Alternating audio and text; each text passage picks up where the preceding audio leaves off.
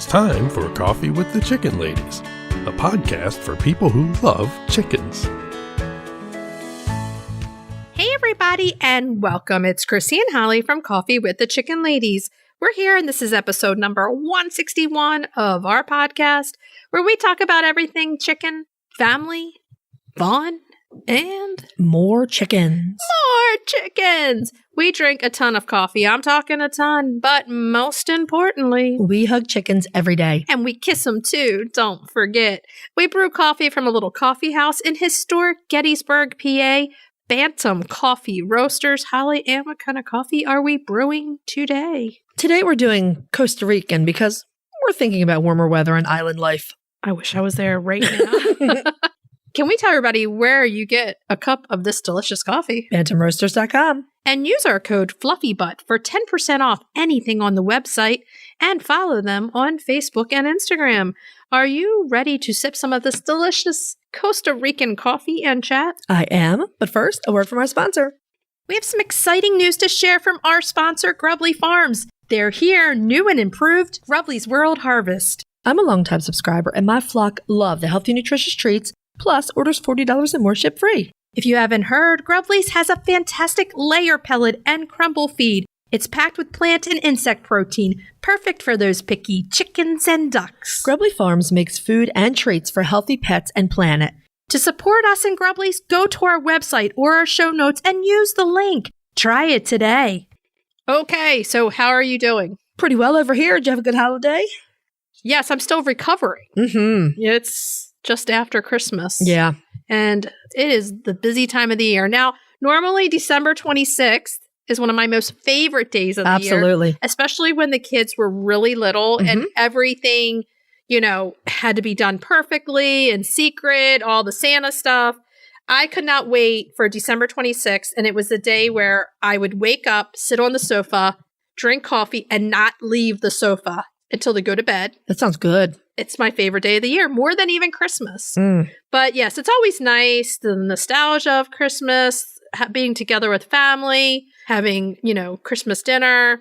What'd you guys do? We drove up to visit our in-laws. Well, my in-laws, Pete's family. Yeah. Which was super nice. Went up, we had dinner, just hung out. It was low-key, and then we drove home. That sounds like a good day. It was good. And it's lovely to see Pete's family. They're really wonderful and loving people. But secretly, the best part of that day for me is the 6 hours that we have in the car. That's what I was going to say, the drive together. Just chatting and goofing off and acting the way we acted when we were dating. And I just love that little bit of time we have together. Yeah, no worries. You're just driving, talking. That's always fun. Yeah, I made some lasagnas. I made my mac and cheese here. We had family over. And yeah, the sofa's calling my name. The sofa sounds good. Sounds good. Yeah, so now we're in that in-between week that is, you lose track of what day and what time it is. Oh, I'm already there. Because you stay up late, sleep in later. The chickens are like, hey, wake up. You're supposed to be taking care of me. And we're like, don't you know it's the week between Christmas and New Year's? They're like, yeah, I don't care. Get out here now. Yeah. So it's kind of like in that part of the winter now where what a difference a day makes. Well, we have reached the shortest day of the year. Yes. The days are already lengthening. Let's go spring. That's right. Team spring here. Team spring all the way. Yes. And on that note, if you're listening to our show and you're loving it, head on over to Apple Podcast and leave us a written review or a typing review. It's not, you don't write it, you type it in. And I suppose it's true. It does amazing things for the growth of our show. And while you're there, hit that subscribe button. 2 things. We grow immensely, and you never miss an episode. If you're looking for other ways to support the podcast, you can tell a few chicken-loving friends about us. 500,000. You can share your favorite episodes on social media. You can check out our Etsy shop, t-shirts, mugs, tiny chickens. You can become a patron of the show, patreon.com/coffeewiththechickenladies. And the other thing you can do to help support the show is visit our website and our show notes, use our affiliate links and discount codes, and buy products from our sponsors. Yay! Hey, Chris. Yeah. Do you like subscription boxes? Does it have anything to do with chickens? Of course. Then yeah. Let me take a minute to tell you about the Chicken Love Box. If you love goodies for your chickens and you need to go to chickenlove.com. I love the mega box. Tons of useful products for my flock and a chicken tea for me. You can't go wrong with a chicken tea. They are so cute and so soft. In the August box, I absolutely love those amazingly good-smelling Nestbox herbs and that giant roll of rooster stickers. They're great. I love the wood decorative plate. It's going up in our studio today. And with all my baking, those egg separators are going to work awesomely. Boxes start at $39 a month. They ship immediately after your order, and shipping is always free. Such a great deal. Don't wait. Get off the nest and click already. Use the code CWTCL50 for 50% off your first box of a 3-month subscription or more. That's chickenlove.com. That's chickenluv.com. Get your subscription today. Have you heard of Strong Animals Chicken Essentials? They make natural supplements for your flock. Strong Animals has used plant-based products and natural approaches to promote the health and vitality of backyard flocks. Their products contain organic essential oils, prebiotics, and other natural ingredients to support the immune system and digestive health. Give your chicks and chickens what they need to thrive with Strong Animals health products. Visit GetStrongAnimals.com today. The Breed Spotlight is brought to you by Murray McMurray Hatchery, defining quality for generations. For over a century, Murray McMurray Hatchery has remained a trusted family-owned business, working tirelessly to ensure our poultry meet the highest standards. Whether you are an experienced enthusiast or just embarking on the journey, look to McMurray Hatchery for guaranteed quality, rare and heritage breeds, low minimums, and all the supplies you need to raise your flock. Request a free catalog today. Last Christmas, I gave you my heart, but the very next day, you gave me some chickens and a breed spotlight. Perfect. This week's breed spotlight is The Pyncheon Bantam. Now, I'm going to ask you this question. Yeah. Have you, generally, not you, Holly, heard of the Pyncheon Bantam? Because if you haven't, now you have, and now you know that it's a breed in trouble. And why'd you exclude me from answering? Because you know I love to put my hand up for those. Because you already know it. Because I'm a super breed nerd. The breed nerd's not allowed to answer. Because you would not be raising your hand if you hadn't heard about it. Well, there wouldn't be a spotlight if I hadn't heard about it. So, now, there was a period in time where I was on fire for these little birds. I think last year, you were like, I'm going to find them. I'm going to find them. I'm going to find them. And I did find them. But what I ultimately decided was to stick with my nankins. Yes, you did. I really don't have the space or time to do 2 breeding projects. Plus, the Pyncheons need more work. A lot more work than the nankins. They're actually way more rare, too. Yes. So they're extremely rare. Yeah. The Pyncheon Bantam is an extremely rare American breed of true bantam. They are. They're believed to have developed in New England in the early 1800s. They are a crested breed, and they only have one color variety, and that is the millefleur. One of our faves. It really is so pretty. The very few breeders and keepers out there all report that these are happy and chatty little birds. Because there's so little information, I reached out to the Pyncheon Preservation and Breeders group on Facebook. I have been a member of that group for several years. Yeah, you've been pretty passionate about this chicken for a while.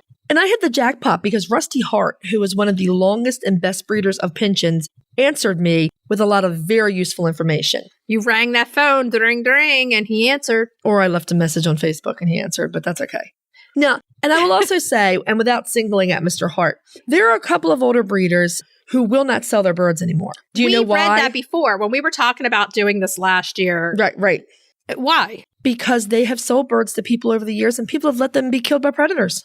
It's very sad. We've talked about this many times, but you have such a breed of bird that's in need of such help and you don't give them the proper protection that they need. And so people would buy birds and then the person comes back and says, I need to buy more because I had the chicks out in the grass and the crows picked them all off. I'm not selling birds to you either. Right. You're done. Well, actually, I don't even sell the nankins. My nankins only go to people or places where they're going to get exemplary care.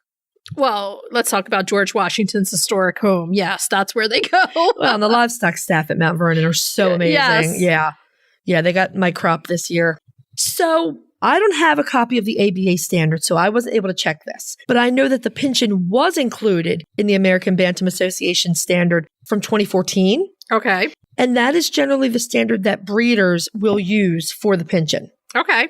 As far as I know, the Pyncheon was never recognized by the APA. Such a shame. I know. And these are adorable little birds. There's not a lot of history written about them. Oddly enough, they do appear in Nathaniel Hawthorne's 1851 novel, The House of the Seven Gables. Exactly. Weird. He names the Pyncheon families after the chickens, and he did keep Pyncheon chickens in real life. What we don't know for sure is how and when they got to the U.S. We don't know any foundation breeds that were used to develop them, and we don't know what kind of breeding was done with them. We don't know a whole lot. Yeah, we really don't. Now, if you do any kind of exhaustive searching for Pyncheons, you're going to find an article or two that suggests that Thomas Jefferson may have kept Pyncheons at Monticello. And we were there 2 years ago, and it was a nice place. There's not a lot of solid evidence behind this Thomas Jefferson theory. We do know that he did have chickens and he loved them. He did, and he also kept and bred bantams. Right. And there are some existing letters between Jefferson and his granddaughter Ellen. And he was asking after some bantams that he had sent to her. Right. I'm not sure what evidence anyone used to draw the conclusion that these were Pyncheons. It is possible, but several other bantam breeds would be possible as well. Of course. In one of the letters, Jefferson says he wants her to figure out if these bantams are the Adriatic fowl mentioned in some ancient text. So if they were Adriatic fowl, they would be chickens that would be from the area around the Adriatic Sea. Right.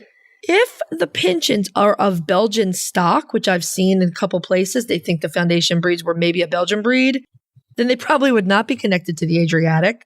And I will go so far as to say that mealy floor pattern does suggest Belgian birds. It does. But who the heck knows? I'm just saying that the Thomas Jefferson angle is an interesting one, but I've seen zero to back it up. This is one of those chickens that's out there that we can't give you a huge story. And it's one of the reasons why we put it off and not doing it. Right. Because it's not like we have a lot to report on them, or we can give you, like a nice story with a bow of who did this and, all the foundation breeds. But we decided to put that aside because we feel that this chicken needs some attention drawn to it. Mm-hmm. It needs that much help out there to get people to start talking about it so that we can try to save it. We don't want to lose this chicken. No, the Livestock Conservancy has studied the Pyncheon at odd times, but they feel like there's not even a big enough genetic base to list them. Exactly. So as true bantams, they're very, very small birds. The males are weighing in at about 1 pound, 8 ounces, and the females at about 1 pound, 6 ounces. So they're pretty similar to Nankins. They're little. They're under 2 pounds. Mm-hmm. They have willow green legs, straight combs, red earlobes, and reddish bay eyes. Now, the hens have an adorable crest, while the roos have more of a tassel behind the combs. Kind of think like Krusty Kreme leg bar. Exactly. Yeah. Exactly. Now, the only color variety is a Millie Floor. It's one of our favorites. It does suggest Belgium chicken, though. It does. Definitely. And the base color of the feathers should be a butterscotch buff for hens and a darker buff on the roosters with a rich golden bay. Okay. So Rusty Hart notes that breeders would be aiming for crisp spangles and avoid breeding birds that are overly white, especially the males with too much white on their legs and tails. Yeah, he really did make a big point of that. If you're going to be doing the breeding, you really want to concentrate on the crisp spangle, a smaller bird, right?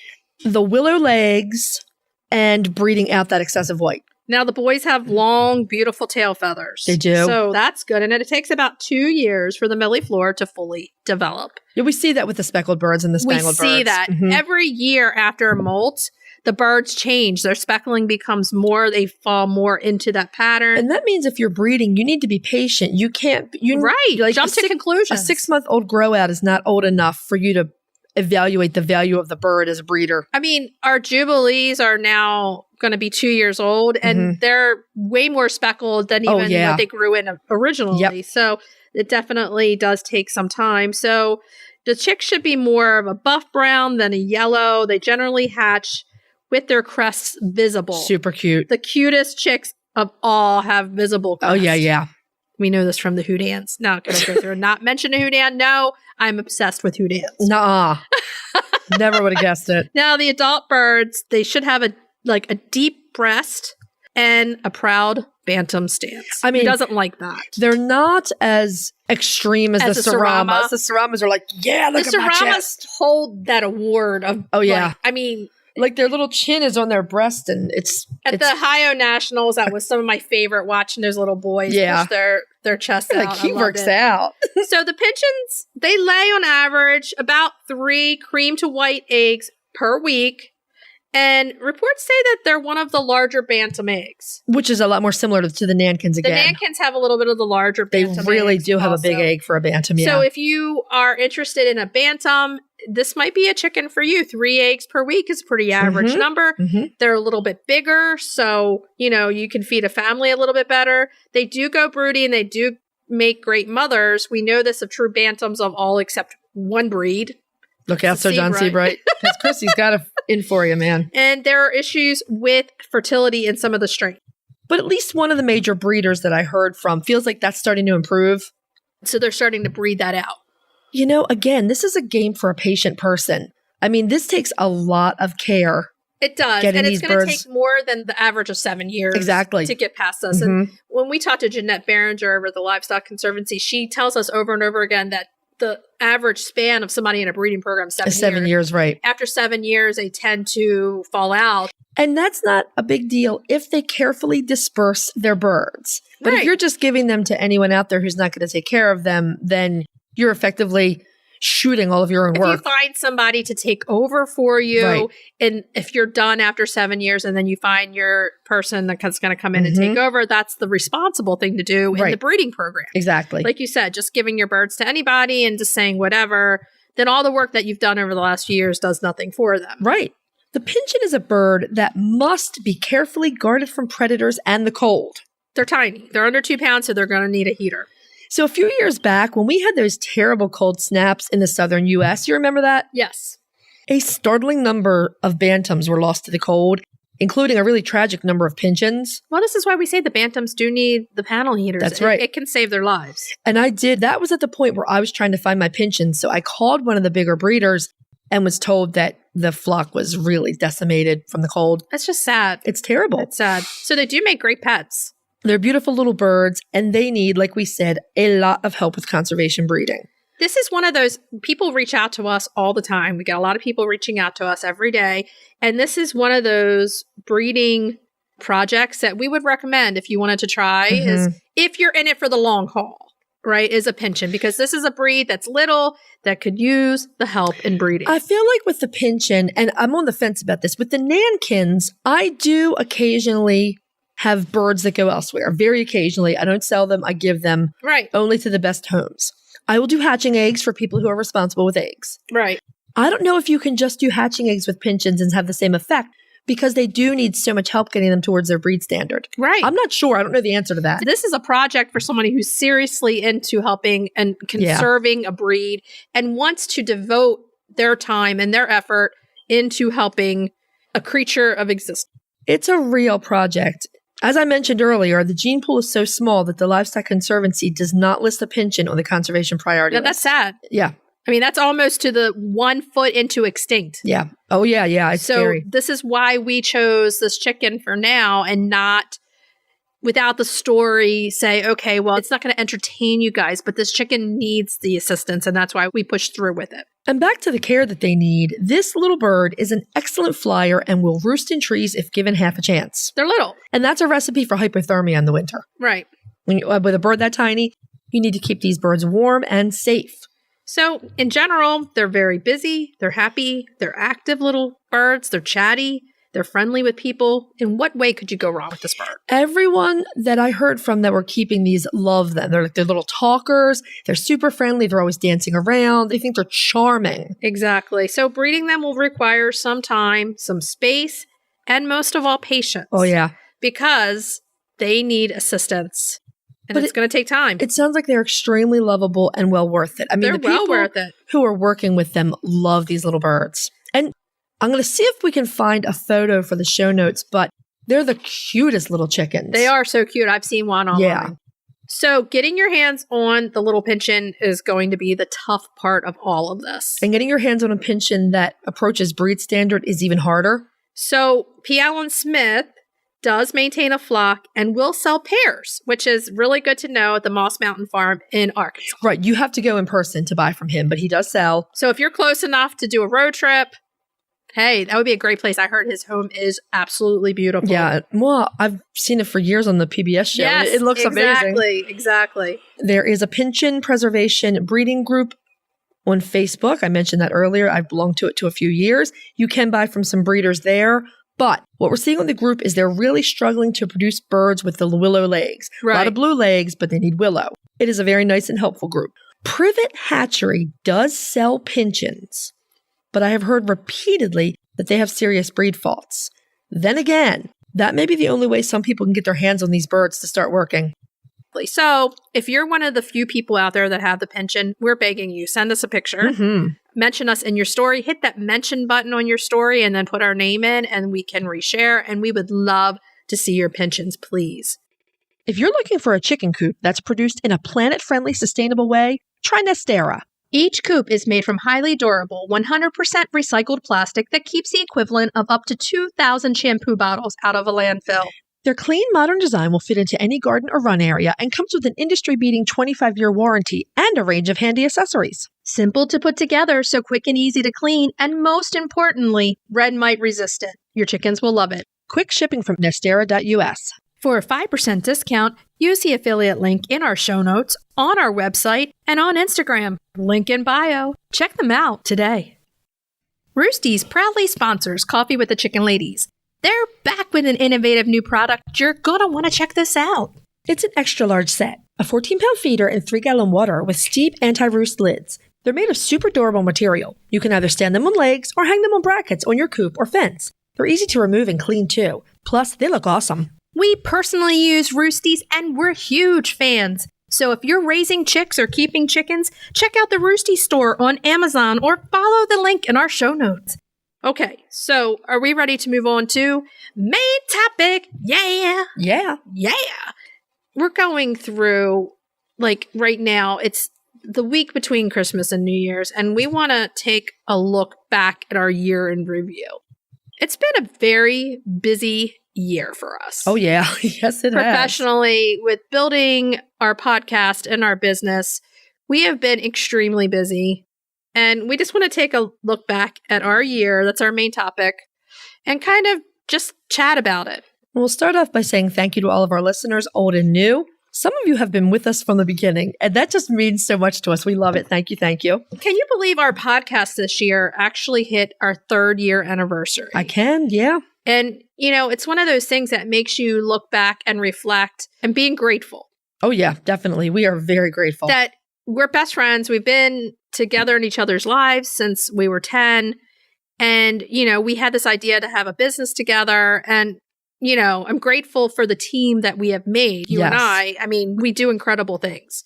So, you know, it works. And I'm grateful for every listener out there, every supporter of ours out there that has helped us get to that 3-year mark of every single week. Every single week for 3 years, we have produced a show for you guys. That's right. It's a lot of shows. Chicken ladies never sleep. So we've always had a pretty nice following on Apple, but our Spotify numbers started to grow this year. That's a good thing for this year. Thank you for everyone who has subscribed and followed us over on Spotify. We appreciate you. We love the listens. Other things, highlights from the year. We took part in the first annual Backyard Chicken Summit. That was this year. That was fun. We will be doing it again this year for a second time. And, you know, we had fun doing that project together. It was a lot of work and we loved it. It was a lot of work. It was a lot of work between both of us when we give each other jobs. And, you know, we were just glad to be able to get on there and help educate everyone on heritage breeds. This year, we're doing the summit again, and we're speaking on chicken crops, something we both know a lot about. We wish we didn't, but we do. Oh, but we do. Yep. So also this year, we started writing for the McMurray blog, which was really a fun thing. We really do enjoy writing together. It's different if you write by yourself than when you write as a team, because it's 2 ideas coming in together to make one project. And we definitely enjoy writing the breed spotlights for McMurray. Oh, it's great fun. Look for a lot more of those in 2024. Head on over to their blog and look at the series. We also were extraordinarily grateful to be mentioned in Sally Coulthard's column in UK Country Living. That was super exciting. That was spring of last year. That was very exciting. And, we just want to give a shout out to all the guests who have come on over the year. Thank you so much. We have met some amazing people around the world. We really have. And we have even more UK listeners than we used to. The UK is our second biggest market. Thank you. And a huge thank you to our UK guests and friends. So we've got Fiona. We've got Sally Coulthard. We've got Jane Howarth and the British Hen Welfare Trust. Jane, you inspire me every time we talk to you. Arthur Parkinson. Yes. Kiersey and Paul at EcoNourish. Yes. And Libby is a friend of ours. And Libby. Yeah. So we have Nestera family. Yeah. Our Nestera family over there. So, we are grateful for everyone and having everyone come on the show and meet everybody. We've had a lot of ups. We've had a few downs. I have to say that losing Gertie this year was one of my major downs. That was horrible. That was really hard. It was so unexpected and so horrible and so gut-wrenching for me that she was more than just a chicken to me. She traveled with me. She went around. She's overcome major crop problems in the past. Thank you to Dr. Rebecca for saving her life 2.5 years ago, in which she arrested on the table, and Dr. Rebecca resuscitated her for me and gave me 2 more years. Unfortunately, with chickens who tend to want to eat things they aren't supposed to eat, it's a repeat frequent flyer thing. And unfortunately, this fall, while going through her molt, she ate something that wasn't good and, something that just didn't settle right with her. She couldn't recover from it, whatever it was. And, she died in my arms, and that hit me so hard. I'm missing her still every single day because my flock doesn't seem the same without her. Yeah, it's hard. My loss this year was Zara, one of the Egyptian Fayumis. It was sudden death. We still don't know what caused it, which is difficult to deal with. We didn't have terrible health problems this year with anyone because the year before I was going through all the zinc losses and that was horrible. The biggest problem you and I had this year was bumblefoot because it was a super dry year in Maryland. We had a drought. The ground was really hard. And we were pretty sure that the hens were getting microabrasions from scratching really hard ground. So we had a nice little crop of bumblefoot. Yes. Oh, not good over the summer. So we had to deal with all of those things. And, every chicken has a health problem that you deal with over the year. You remember that chicken, that girl or boy, and you have a special bond with them. Oh, yeah. Yeah. So, remembering them and taking this time to just reflect. Chickens mean so much to us. They do. I've always done this with my animals, and I do it with my chickens. When I lose a chicken, I always tell them how much I miss them and love them, and then I thank them. Yeah. Thank you for being in my life. Yeah, and just thank you. And part of me always feels bad. I could do everything and still wish I could do more. Of course. And you beat yourself up, and you're like, these animals mean so much to us. They bring so much joy and love to our life. Oh, yeah. And the question came up this year, are chickens hardy? Or are they good at hiding and not as hardy? So we were trying to look. Yes and yes. Yeah, we were trying to decipher, they don't show you, so they're strong to make it through, but we wish they did show us so that we could start earlier in trying to help them. So the only thing that we can do is get even more keen with our observation of our own chickens and watching them. Yeah. And sometimes that's good and bad, right? You're good because you catch a problem, but I feel like you're overlooking at everything. You're watching every move. You're watching these things. Which can take the joy out of it. You can just be anxious looking all the time and trying to figure out if there's a problem. Right. And I think as chicken keeping continues to be popular, and I think as there's more medical research done, we'll continue to make strides in saving our birds when they get sick. Yeah.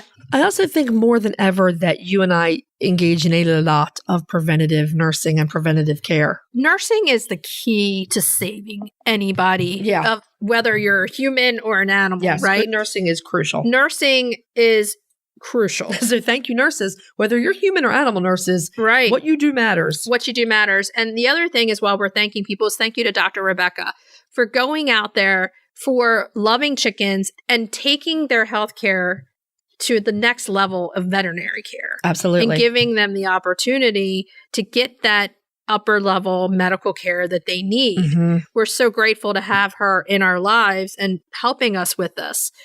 Nursing is immense. It makes you really see that. And, you look back on the year and you say, well, what could I have done? And this and that. But if you care and you nurse and you get medical care, sometimes no matter what you do, the end result will always still be the same. And that's the part that's hard to grasp. And we still don't understand the sudden death either. I mean, that's a really difficult one to grapple with, too. It is.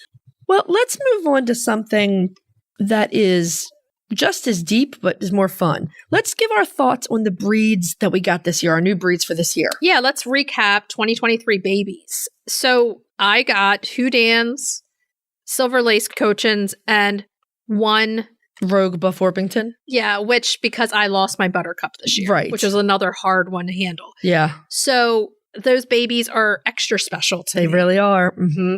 The Houdans have a personality that I've never seen before in a chicken. They are the biggest goofballs ever. The first time I saw one of them hanging upside down and looking at your teeth and your necklace, I was no good. They jump on me every single day in the run. Mm-hmm. No food to provoke them. Yeah, they just get up. They just want to be up there. Hi. It's not like they're coming on to me to get treats from me, to get anything. They just want to be on me. Yeah. And they'll look at you, they'll peck at my hat. And I always say, you'll see me on social media, like, this is why I wear a hat in here, because if not, Houdans. I'll have Houdan on my direct head. And Margot's the same way. Margot jumps right up on me. The babies are special. They are very loving this year, my babies. Mm-hmm. So how about you over there? You're still not getting eggs. Oh, but one of the dark Brahmas swatted today when I petted her. I mean, we're talking December here. Well, you know, I'm laughing because I was desperate in the fall. I was like, I need pulled eggs. I don't know what to do. And then 4 of my hens started laying again. Yeah. So I've got one of the Barnevelders, Muffin. Yeah. Apple Blossom, the Delaware is laying. Who else? Mary Berry, the Speckled Sussex. Yeah. And Honeysuckle, who is my Swedish flower, Silky Cross. Plus the Nankin started again. But the pullets still haven't. I know. But like I said, squatting dark Brahma. So I got the dark Brahmas. You know, I lost most of my original Brahmas to the zinc eventually, which was also horrible. So we were a little nervous because we were like, did we do enough work in this run to get the zinc under control? Right. But we got the dark Brahmas. They've done really well. They're stunning. I think the light Brahmas are stunners too, but the dark Brahmas are this silver lacing that's so pretty. They're sweethearts. I love them. Yeah. I also got a Cochin assortment. Yeah. The Cochins are gorgeous. Gorgeous. I got another silver laced. I got Indigo, who was supposed to be a blue Cochin. I lost the blue color genetics and I got a black Cochin. She's the fluffiest Cochin I've ever had in my life. And then I got Nutmeg, who is a partridge Cochin. And oh, the colors. Yeah. She's so beautiful. And then, of course, Jane the Langshan. Jane. Not named after her mother. Why do you do that when my mom's listening to this? Why are you going to try to stir that pot? She's named after Jane Goodall. My mom would be like, that's fine. I don't need to have a chicken named after me. And once again, year in review for 2024. I may be naming one of mine, Miss Jane Callahan. Oh my God, you're such a brown noser.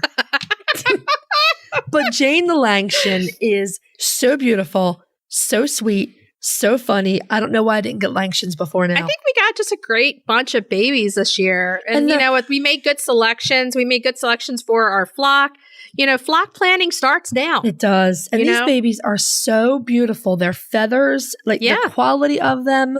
I think what you realize— Way to go, Murray McMurray. Yeah, I think what you realize, the longer that you're a chicken keeper, is that planning is of utmost importance. Absolutely.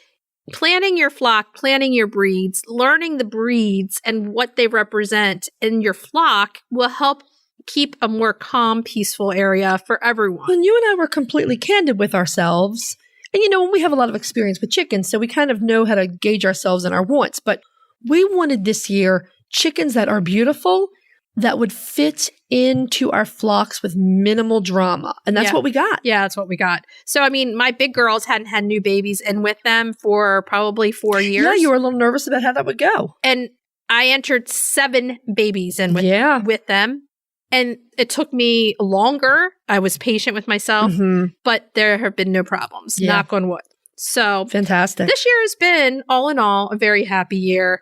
My parents are health-wise, you know, we're still getting everybody straight health-wise, but, you know, I'm grateful for them and everything else. And, you know, it's been a good year. It's been a fantastic year in so many ways. So, you know what? Everybody out there, just write to us and let us know how your year's been. Yeah. Send us a message. Send us an email. What have you learned? So what's your overall learning for this year, you think? My overall learning for this year is patience and having patience with everything, patience with myself.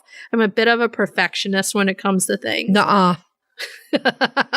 So when I do things, I'm all in. Yeah. Right? Yep. And then it has to be a certain way. It has to be a certain level. I have to kind of zone down a little bit with having parents who had health problems, with teenagers, one college, one going into high school next year. I don't have all that time to devote to that. So letting a little bit of it go, that's what I've learned over this year. Right down to the babies taking 2.5 months to integrate them. Right. It's okay. It's okay. It is. Go slow with yourself. Go slow with what you're doing and be patient. That's what this year has taught me. And gratitude. Gratitude for everything in life.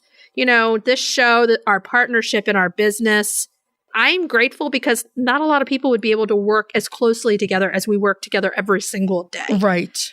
Our business is you and I. It is. It's us. And sometimes I wish I could clone us because, oh my Lord, do we handle everything ourselves. Right. But I'm grateful for that. One of the things was our road trip we took together. That's good. A lot of fun. Everything we do is fun. And we love to laugh. I think for me, and this is very much tied to gratitude, I think one of the things I really learned this year was how to be honest with myself and find joy. Yeah. And that often meant letting things go. That's what you have to do. Yeah. That perfection doesn't exist. Perfection does not exist. And to be honest with myself about my choices, like, I might like something, but is that thing really going to bring me joy? Right. And if it's not, I have to let it go. It is not something I need to be chasing. Making those selections in your life that bring you the most joy. Part of that's editing too. I think you find joy in editing your life. Right. And you may notice that we're not heavily edited. We're out here having a conversation, and that's what you're getting with us. Editing is very much, during my history librarian days, I was an assistant curator of manuscripts. And when you were making a manuscript collection, you had to know what to keep and what was not important. And that is the biggest life lesson either. What to keep and what is not important. Right. If it's important, you'll find time for it. You'll make space for it. Right. If it's not, you let it go. Right. And that might be breeding chickens. Might not be something you want to do. You just might want pets. And that's great. I think for us, our passion for helping chickens and their owners navigate the whole taking care of them process and what to do is so important to us, and getting the information out there from you being a historian, me being a retired veterinary technician. Those things are important to us to get the right information out to you. And we are highly passionate about it. Right. So, we make it happen no matter what. Yeah. Yeah. And, whether we have to have a Zoom because one of us is sick, however we're going to record, we record and it gets done because we're that passionate about being there for you guys. And the other thing is, just knowing to be easy on yourself sometimes. Yeah. Take it easy on yourself. You can take it easy on other people, but on yourself first. Yeah.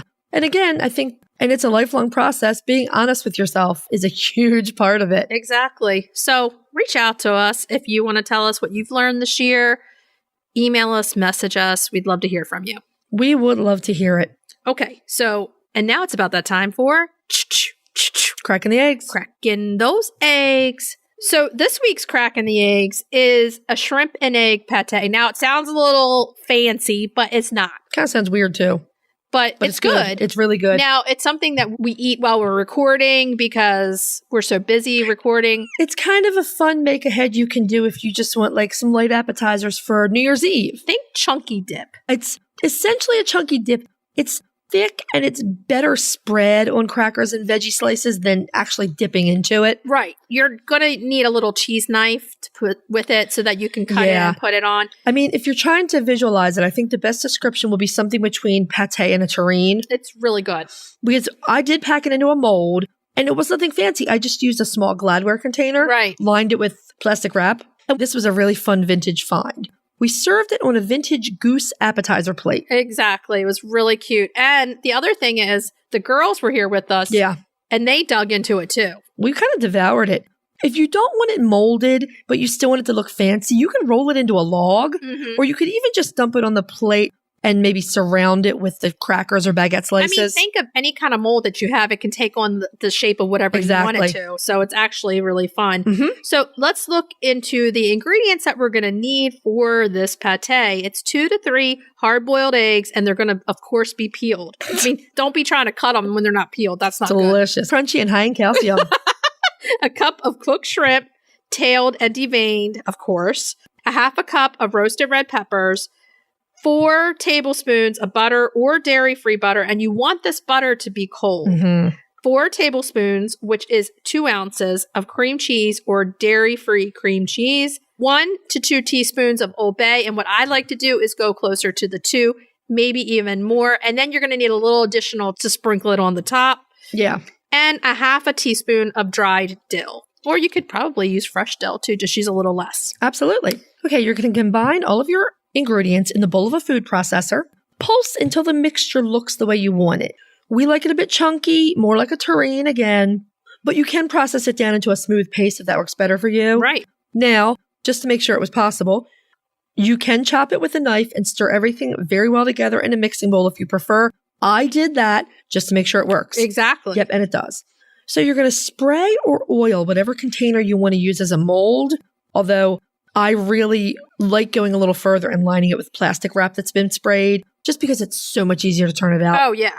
You're going to pack in the pate, smooth the bottom, and put it in the refrigerator to chill for at least an hour.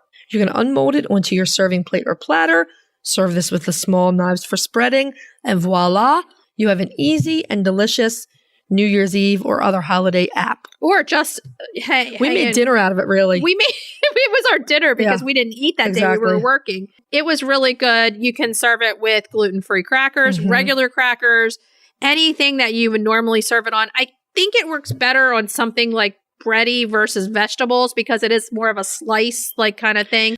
You could put it on celery. If you pre-made it, like if you had some wide radish slices and you pre-made those as little hors d'oeuvres, it would probably work. Right. But yeah, if you're grabbing the knife, it does spread better on something like crackers or baguette slices. Yeah, yeah. And it was that easy. And can we talk about that vintage goose plate? Oh, it was great. You found it. I was at dinner on my birthday and you were texting me. You're like, should I buy this? And I'm like, yes. Well, I'll tell you. So goose are very well known for providing people with goose liver pate. Right. And this essentially was a pate plate. And what it is the goose is looking down at its body, which is the plate. Right. Super cute. Kind of creepy, though, if you think that it came with goose liver on it. It's disgusting. And so, sorry. No, it's okay. And so I was like, I don't know if I should pay this much for this. It was like $5 for the plate. You said, did you get that? I like it. Well, yes, I had gotten it. And I went home and looked it up, and those goose pate plates sell for like $40 or $50. Yeah, it was a good deal. Like, I know it when I see it. I mean, it's like a good deal. Well, I knew it too because I had bought it before you answered. Yeah, so. Exactly. So try it. You might like it. Talk chickens with your bestie and have some with some crackers. You're going to love it. Okay, so let's move on to retail therapy. Retail therapy. Yeah. This week's retail therapy is our tradition of chicken booze. That is booze for you, not your your chickens. Okay, so we love ourselves some chicken booze. Okay, so it's our annual chicken and booze, and we're going to talk about a few wines. Sometimes it's all about what the wine bottle looks like when you drink it. Kind of like it's about what the cup of coffee, your mug looks like that you drink your coffee out of. Now, these things matter. They really do add to the experience. But I will say, if I drink a bad wine, even with a good label, I'm not drinking it again. I agree, because they're too expensive to like worry about. Yeah. But if it has chicken on the label, oh yeah, I'm going to want that wine. So what's your first pick this year? Okay, so one is a classic. You've had it before. I have not been able to get it, but now I can get it, and I will get it. And we're going to have it on New Year's Eve. It's the Chook Sparkling Shiraz. Oh, I love that wine. It is so good. You know, one of the things that's fantastic with, believe it or not, is pizza. Yeah, I mean, it's a sparkling Shiraz. How can you go wrong with this? Give it a little chill, too. It's really good. And it's called the Chook, okay? Yep. And on the label, of course, is a Chook. So that's the one I'm going to be drinking this New Year's Eve. Perfect. A sparkling wine. You can't go wrong. My next offering is an oldie but a goodie, and the reason I'm mentioning it is La Vie Fermée, the old farm. The reason I'm mentioning that is because you can now buy that in a box. So the chicken lady can take it anywhere you want in a box. I love the boxes if you live with a partner like me who's not a drinker. Right. And I can't drink a whole bottle of wine a lot of the time. Right. So I'll buy like little minis and things, but I love the box. Right. Because I can hit that box when I want it and get great wine. I think we still have a bottle of that upstairs. We do. That we need to open. So we love ourselves that wine too. Oh, it's delicious. They're good. A box of, that's actually a good Christmas or birthday gift. A box of La Vie Fermée Rosé. Yes. Talk to me. I love some rosé, man. Our final offering, me too. Our final offering is a new one. The label is ridiculously cute. We have not tried this wine, but it is really, really we need to. Enticing. And that is from Firehouse Wine Cellars, Chicken in Pants. And the chicken on the label is wearing pants. It looks like a leghorn or a breast rooster, and he's got on denim overalls. It is so freaking cute. It better taste good because I want those in my wine refrigerator. So apparently this is a semi-sweet red. It has notes of black currant, earthy forest floor. It's best served chilled. I enjoy a chilled red. You know what? Everyone says don't chill your reds. I always chill some of my reds. There are certain reds that are really good chilled. Yeah. So this winery, Firehouse Wine Cellars, is out of South Dakota. Nice. And they have a reputation for quirky but very delicious wines. Let's go. And this bottle is about $21 retail. That's not bad. We need to get this wine. Chicken in Pants. I need chicken in pants. Yes. Don't we all need chicken in pants.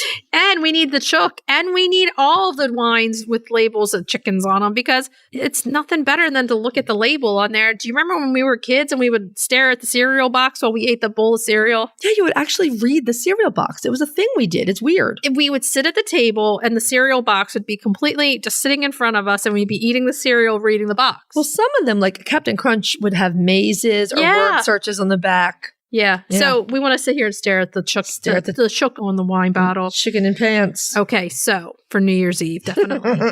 So, before we go into what we're going to be talking about next week, Happy New Year, everybody. Happy New Year. We hope that you have the best New Year's Eve and New Year's Day with family and friends. Great 2024. Yeah. We're hoping for great things in 2024 and to take you guys along the ride with us. Yes. Okay. And so should we tell everybody what we're going to be talking about next week, which is the first week of 2024. We're starting off the new year with a bang. Breed Spotlight, the Lavender Orpington. I'd say that's a bang. Main topic, we have a round table with Nikki Husted. You might know Nikki from Purely Chickens. Yes. We're talking expanding your flock, especially your coops and runs. It's a great round table. We had a fun time with Nikki. Cracking the eggs. This is perfect comfort food. Butter noodles with eggs and cheese. Yummy, yummy, yummy. Yeah. And retail therapy, haha, rebels that we are, we're talking coop heaters. We are, haha. Okay, so what should we tell everybody to do until next week? Hug your chickens. Every day and kiss them too. And have a great New Year's. Happy we'll New see Year. You next year. Bye-bye. Bye. If you'd like to see more of us, please follow us on Instagram at Coffee with the Chicken Ladies. If you'd like to help us grow the podcast, please leave us a written review on Apple Podcasts. If you'd like to become a patron of the show, please visit our Patreon page, patreon.com/Coffee with the Chicken Ladies. Thanks for listening.